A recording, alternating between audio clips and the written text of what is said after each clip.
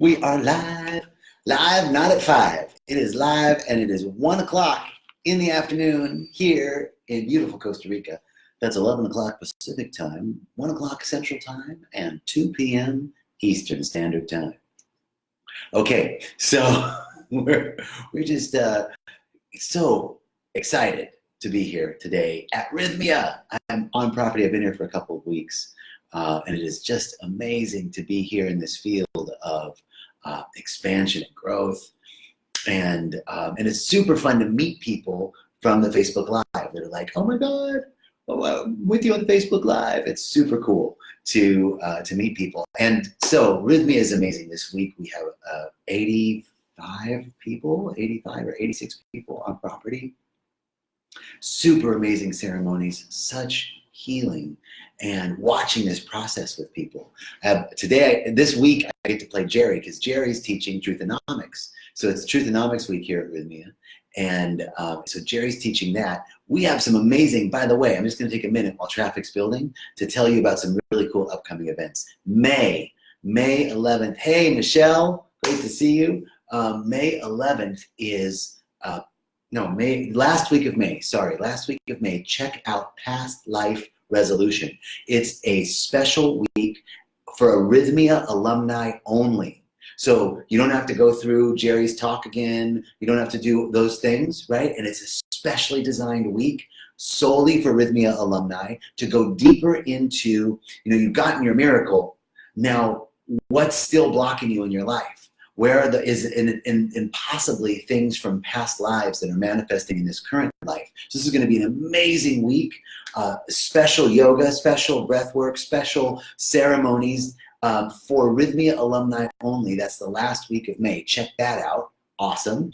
And then we have LGBTQ week. What? LGBTQ week is coming up in September. The third week of September is LGBTQ week here at Rythmia. We've got David Alt coming. It's going to be off the hook. Last year's LGBTQ week was amazing. And this year we're bringing in a special guest speaker focused on the LGBTQ community in plant medicine. So if there is a community that has toxic shame and aspects of themselves that are seeking to be healed, it's my community, baby.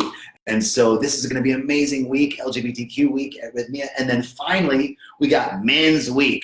What? Men's Week is coming up, which is the first week of December of this year is Men's Week. We are bringing in Dr. Robert Glover, who's a psychologist who wrote a book called No More Mr. Nice Guy.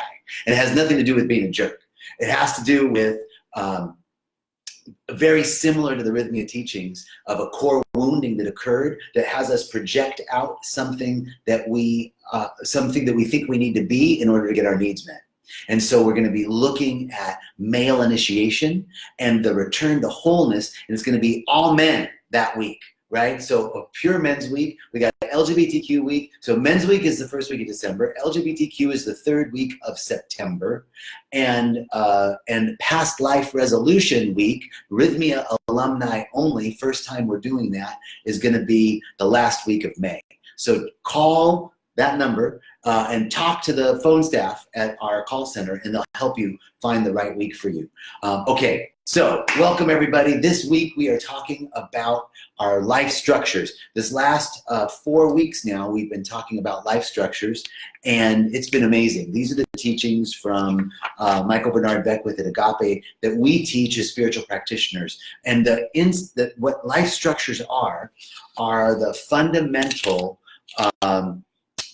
aspects of our lives, the areas of our lives where our spiritual growth is expressed, right? It's the stabilization of these life structures that keeps us on the path of conscious evolution, and how those life structures are created, how they are stabilized, allow us to be a candidate for enlightenment, right? When our life structures, and the life structures are spiritual, ego, relationship, community, physical, body, temple, financial, and livelihood, right? When these areas of our lives are stabilized, we're not in survival and adaptation any longer. We are in revelation, insight, and transformation. That is the formula, the secret sauce for enlightenment and awakening is to not be stuck in victim consciousness, survival and adaptation. I was talking to a lady this week who was here. She said, every morning I put my feet on the ground. Like, that's not a way we want to live, right? And now, not saying that what she's doing is wrong or that she's wrong, but that she has a real challenge in her life because she's not seeing the good manifest because she's in survival and adaptation. And so the intention of Life Structures, the intention of Rythmia, is that we awaken to the truth of ourselves, whole and complete. And when we're in that space, we are able to awaken and become a candidate for enlightenment. So this week, our life structures are financial and livelihood. The life structures of financial and livelihood. These are key life structures that so many people are struggling with. How do we offer, and this week we're studying Truth Economics with Jerry, how do we bring more abundance into our lives? How do we bring more fulfillment in terms of our career? So first of all, I want to talk specifically about these two life structures. And the life structures of livelihood and financial. So livelihood is beyond simply having a job.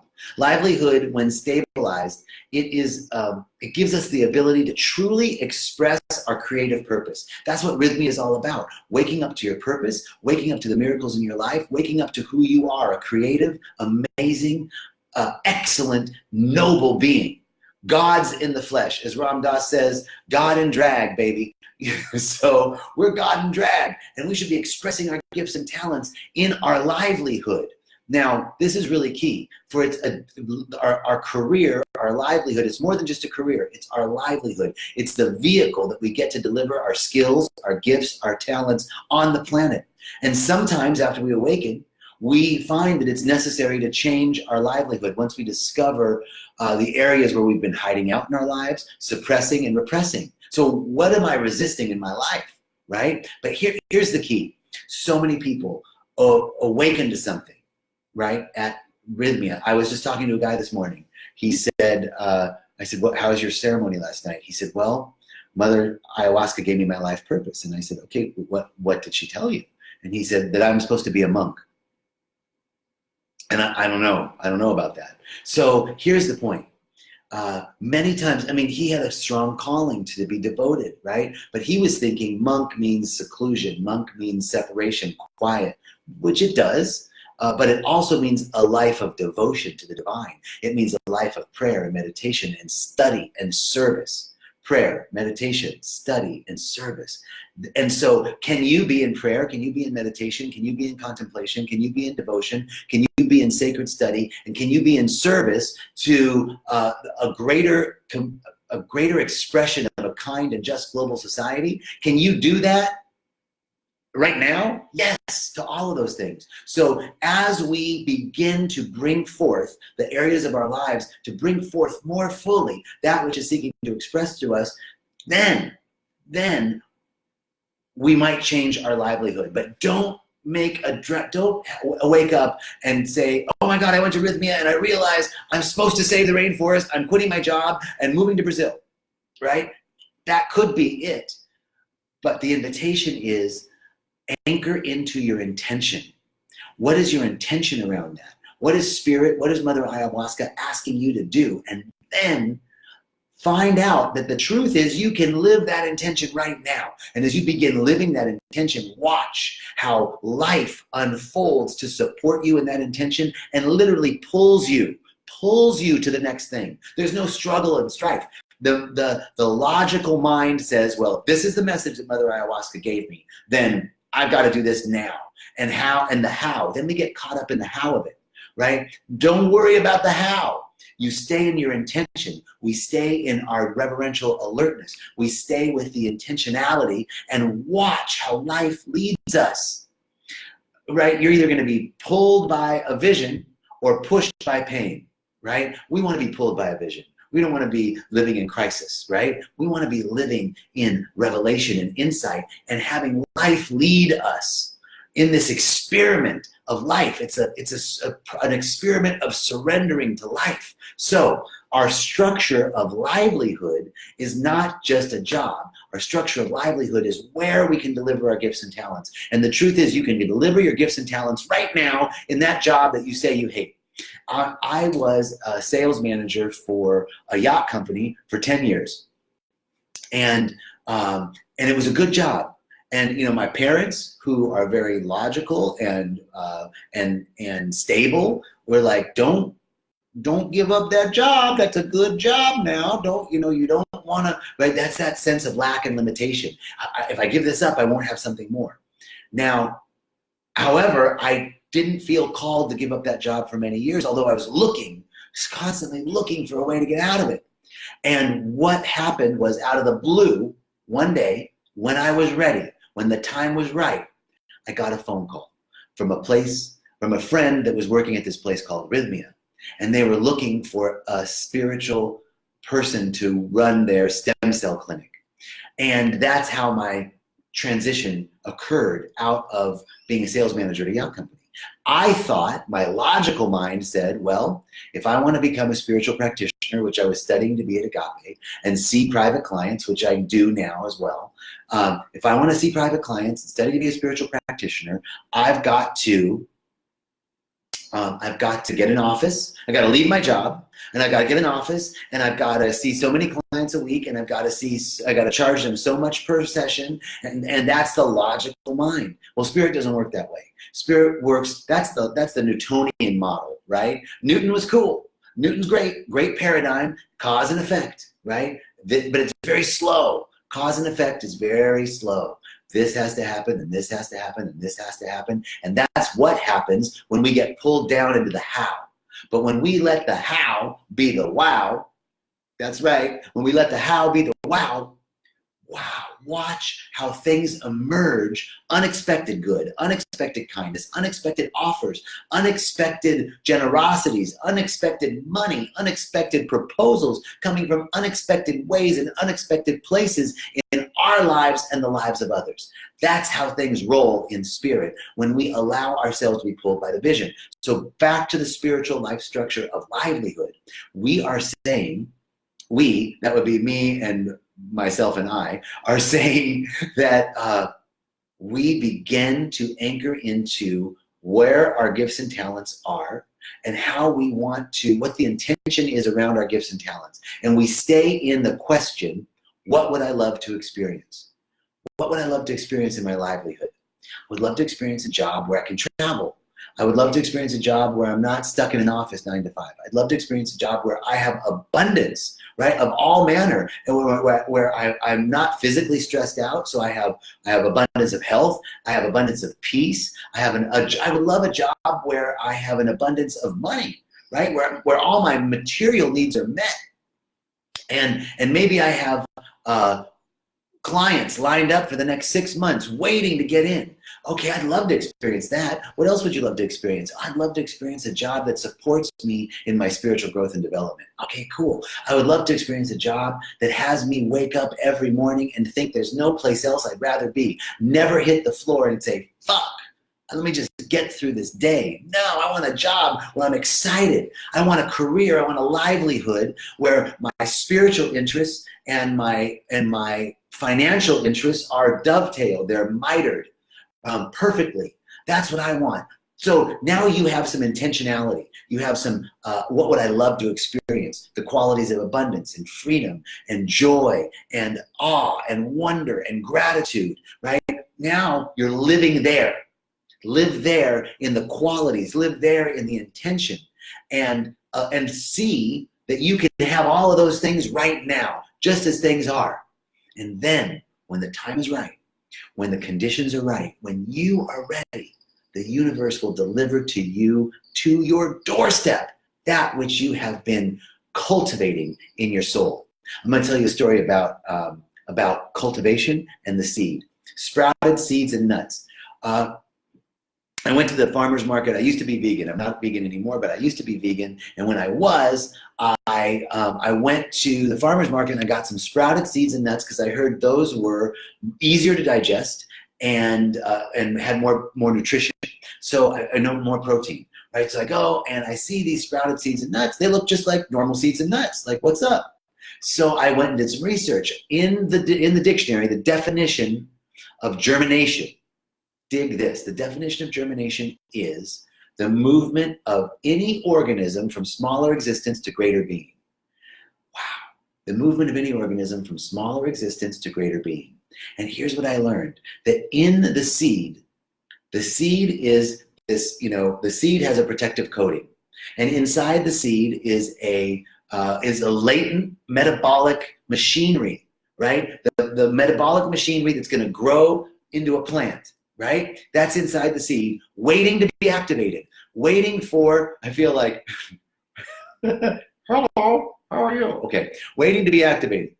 I can't get this reverse thing going on the screen. I'm going like this, wait, it's over here. Okay, so the seed has this, protective coating, and inside is the metabolic machinery waiting to be activated. And the activation occurs during the right soil temperature, the right conditions of moisture, the right time of year, the right sunlight, the right distribution of light to night, the correct nutrition in the soil. All of these things have to be activated or have to be correct. The conditions have to be right to activate that latent metabolic machinery.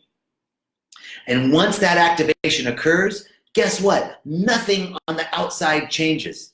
Nothing. The seed still looks like a seed. That's why when I went to buy the sprouted seeds and nuts, they looked the same. I was like, this looks like regular seeds and nuts. You're selling me a bunch of bullshit. The guy was like, no, those are sprouted. I was like, they're not sprouted, they're regular. So when I went and did my research, I found out that the metabolic machinery gets activated, and what happens in that activation when the conditions are right is that metabolic machinery begins to eat away at the protective coating, because inside the protective coating is the protein. Okay, I'm going to use this little prop here instead of my hand. So you got the seed. Inside the seed is the metabolic machinery. Outside is this protective coating. And once the conditions are right, the metabolic machinery is activated and begins to eat away at the protective coating, right? Isn't that interesting that our egoic structures, the very things that protect us, our own protective coating, the things that are blocking us from our success, are the very things that are going to provide the fuel for our next stage of growth and development, for our next movement from smaller being to greater existence. That is the truth. So when you think I've awakened to something, I need to be a monk. Mother Ayahuasca told me to save the rainforest. Mother Ayahuasca told me I'm a healer. Mother Ayahuasca, or I got a download of meditation. Spirit wants me to be a shaman. Spirit wants me to be an energy worker, right? Don't leave your job just yet. Allow for that germination to occur. And all of the obstacles between you and that vision are the very fuel. It's the protein, the protective coating that's going to provide the fuel for your next stage of growth and development. Just like the butterfly, you can't cut the chrysalis and help the butterfly out. The butterfly needs to struggle in order to get out of the chrysalis so that its wings are strong enough to support it.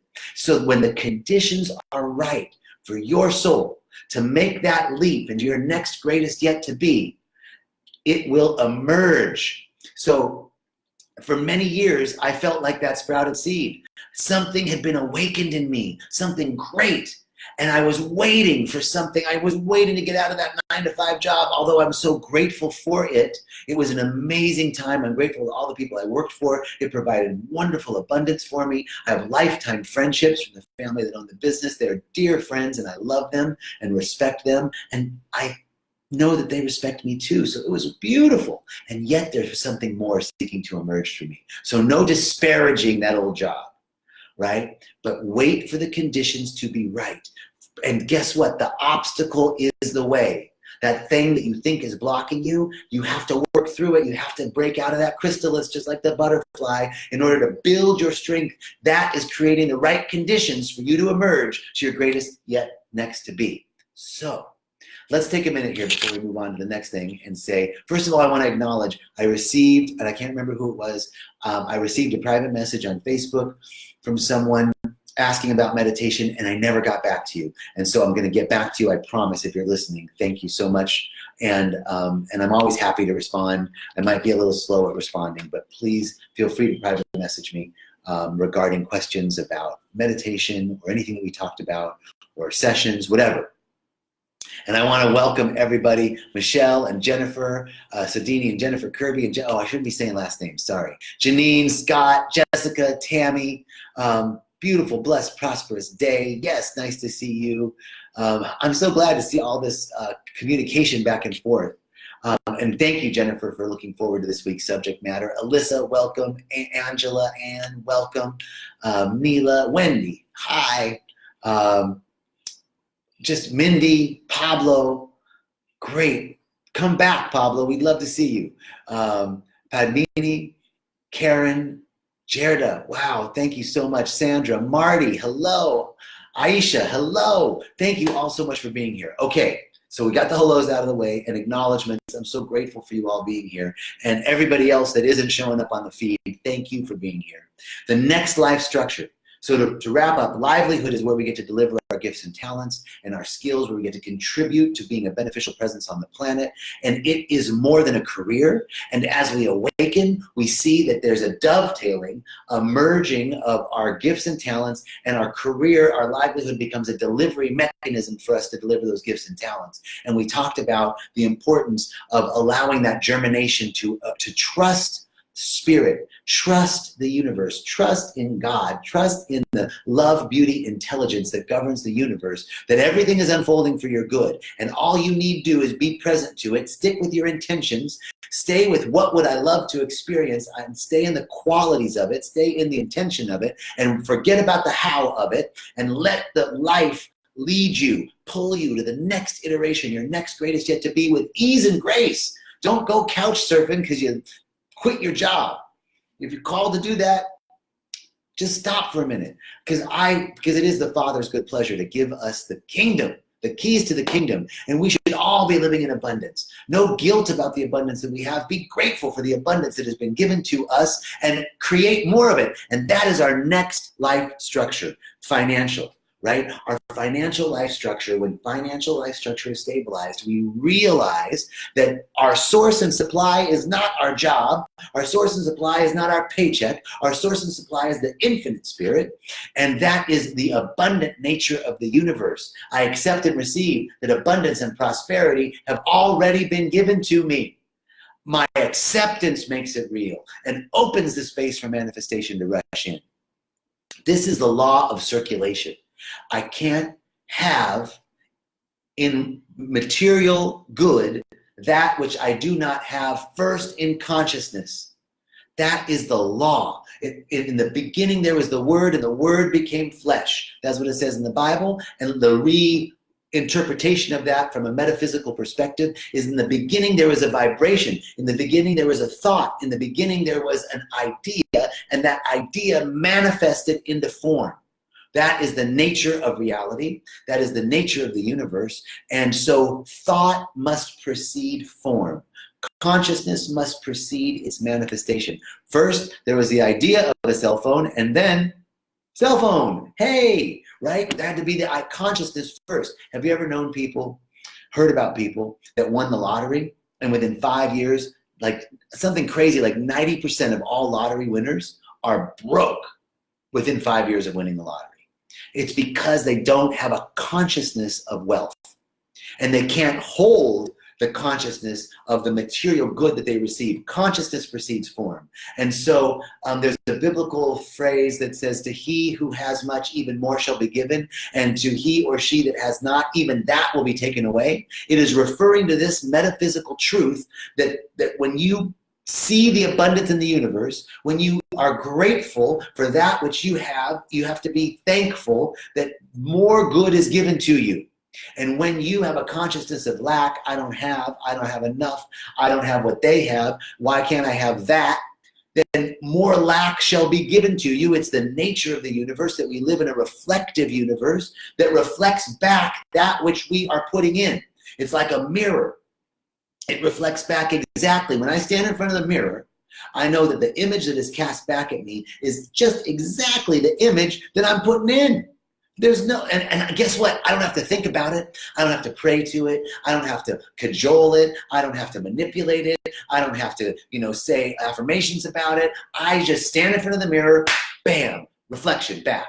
That's the nature of the universe. Where we need to do our work is in keeping our minds lifted above confusion, keeping ourselves lifted high in high consciousness, so that that which we are putting in is the good stuff. I have, I'm enough, I am abundant, I'm abundant of all manner, I'm open and available to receive more good than I have ever experienced, created, or manifested before. I am open and available. That is the key, to be open and available. So the life structure of financial is not just making sure, yes, we want to take care of our financial well-being. We want to have stocks and we want, or whatever it is for you. I contribute to a consciousness fund with a dear friend of mine. So I'm investing consciously. Whatever it is for you, savings, whatever it is, yes, you need that. However, our source and supply is the infinite source that is abundant beyond measure. How do we know that the infinite source is abundant? Because it creates out of itself without ever depleting from itself. It's the first law of thermodynamics. Energy is neither created nor destroyed, but transferred and conveyed into various forms. So I'm a form of energy. That plant is a form of energy. This chair is a form of energy. This computer is a form of energy, and they're all vibrating at different frequencies, right? Different levels of density. So if it's all one energy and it's all expressing, and all the energy that there ever was here right now, there's no more or no less than ever before, the same amount of energy. That means that the universe is abundant because everything that we'll ever need is already here. And it's creating more of itself out of itself without ever depleting itself. So the nature of the universe is abundant. Our job in the financial structure, life structure, is to realize that money is an energetic exchange that supports us in contributing to the good of others. It supports us in our vision and supports us in contributing to the good of others. Therefore, I don't spend money. I circulate money. That is a huge difference. When I spend money, it's gone. It's lost forever. It's spent. But when I circulate money, it comes back to me. So here's a little game you can play. On every receipt you get, everything you spend, every bill you pay, you write on that bill. Everything that I spend comes back to me multiplied a minimum of 7 times. You hold that consciousness, that everything I spend, when you're paying for something, when you pay for Rythmia, you say, everything I spend comes back to me multiplied a minimum of 7 times. That's where you live. That is the consciousness that you hold. It's not about, because if you're holding, I don't know, I only have this much money, and I'm not saying be stupid. I'm not saying, oh, spend everything. No. We have to be good stewards. We have to use the brain that the intelligent universe has given us and allow our intuition and divine guidance to direct us to be good stewards. And when we feel moved to circulate our good, we do so with consciousness, saying that everything I spend comes back to me multiplied a minimum of 7 times. This is the stabilization of that structure for being conscious stewards of our financial resources. Money is not spent because when it's spent, it runs out. Instead, money is circulated. And so our financial livelihood, our financial structure acknowledges this energetic exchange. Money is a unit of energy. It's a promissory note, as Reverend Michael talks about. It's a note that says this much energy is stored up here and I can use it.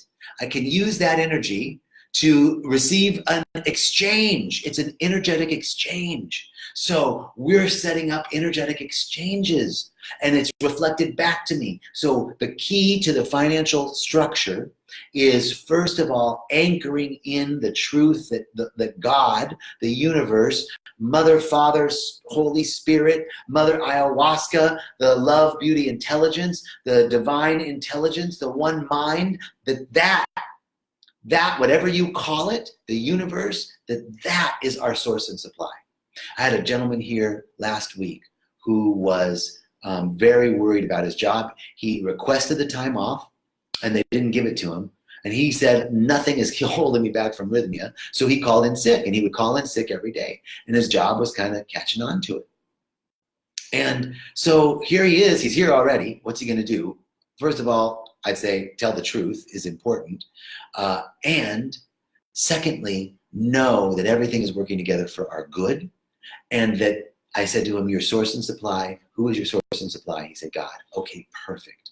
Then we know that whatever happens, whatever the circumstance is out of this situation, good is emerging, and that your source and supply is funding you, right? And so we must anchor in that truth. Again, being in integrity is super important. I have to be in integrity in what I say. My thoughts, words, and deeds must be in integrity, must be in alignment with that which I am declaring myself to be, whole, complete, and perfect, sourced by an infinite source that never runs out.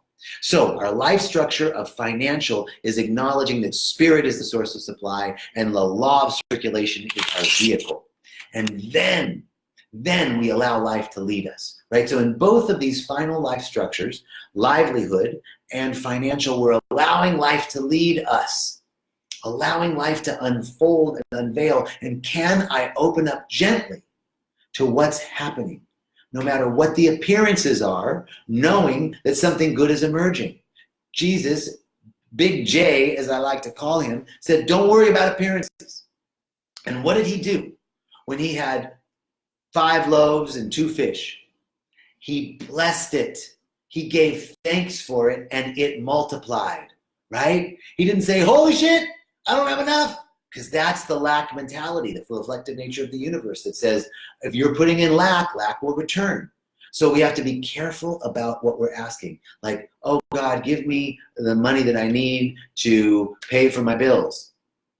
That is fundamentally coming from lack I don't have. The reverse of that is, I'm so grateful and thankful for everything that I have, and I know that all of my needs are met in unexpected ways, that I accept and receive unexpected good. Let me see it. Let me see it. I know it's here. Look, the nature of abundance is that it's here already.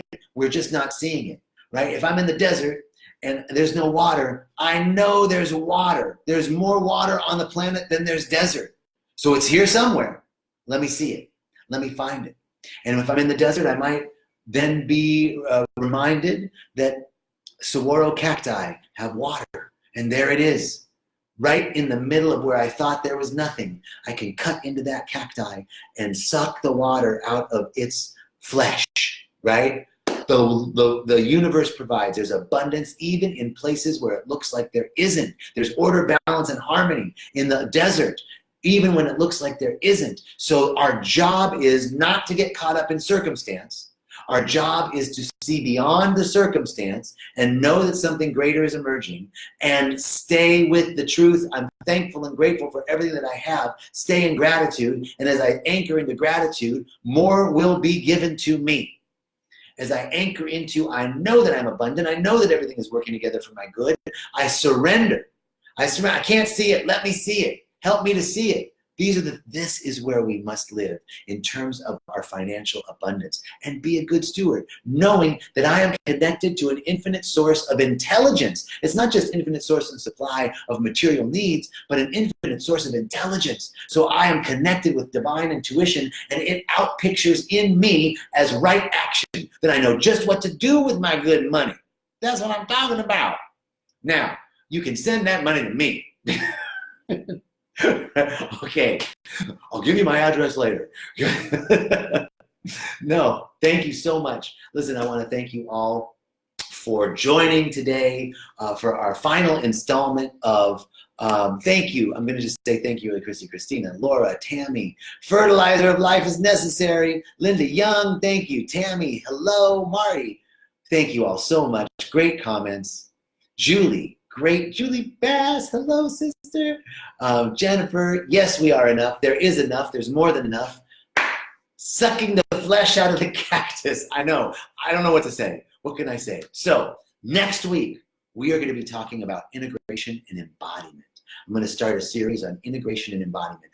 Now, if you missed out on our life structure series, you can go back. We had 4 weeks of life structures, and we talked about the life structures of spiritual and ego in the first week, beliefs and relationships in the second week, community and body temple in the third week, and the fourth week was financial and livelihood.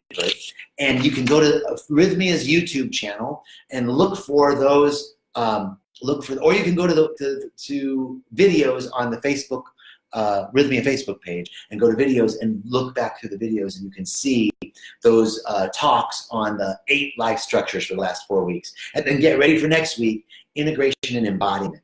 Our bodies are perfectly designed to metabolize the divine wisdom that we are receiving. So we're going to talk about that next week. Until then, peace and richest blessings, knowing that you are sourced and supplied by an infinite source of divine intelligence, wisdom, and abundance of all manner, abundance of peace of mind, health of body, and all material needs met.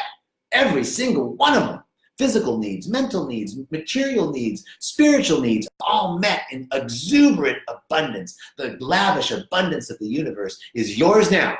We accept that and allow it to manifest in our lives. Woo! And so it is. And so we are. And so I am. Amen. All right, everybody. Love you all. See you next week. Same bat time, 11 o'clock Pacific time on Thursdays, 1 o'clock Central time, 2 o'clock Eastern time. And if you're in Finland, it's a different time. And New Zealand, we're our New Zealand peeps. We're international now, baby. Okay, I'm shutting up now. Love you all. Peace.